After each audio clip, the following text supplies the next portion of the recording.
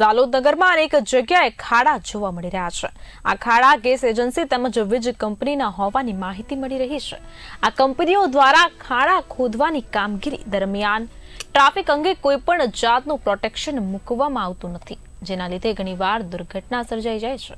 આ વિસ્તારમાં સાંકડા રસ્તાઓ છે, મોટી સંખ્યામાં લોકો પસાર થતા હોય છે, તો આવી સ્થિતિમાં ખાડાના કારણે ખૂબ જ મુશ્કેલી થઈ રહી છે। હાલ ગેસ એજન્સી દ્વારા નગરના વિસ્તારોમાં ગેસ લાઇન માટે ખાડા ખોદી કામગીરી કરવામાં આવી રહી છે। ગેસ એજન્સીના જવાબદાર અધિકારી કે સુપરવાઇઝર આ કામગીરી દરમિયાન હાજર રહેતા નથી, જેથી બેદરકારી દેખાઈ રહી છે।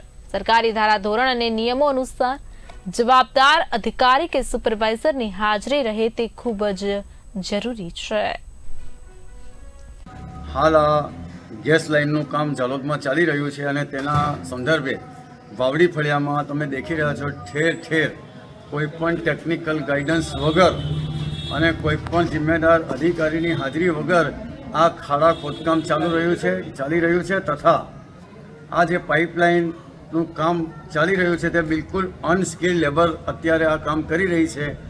આ પાઇપ નાખતા કોઈ પણ જાતનું ડેમેજ થાય અથવા ગમે તે થાય તે જોવા માટે કોઈ પણ અધિકારી કે સુપરવાઇઝર અહીંયા હાજર રહેલા નથી અને આ એક કોઈ પણ વગર વિચારે લેમેન કામ કરતા હોય, કામ કરીને નાખી દેવાનું હોય એવી રીતે કામ ચાલી રહ્યું છે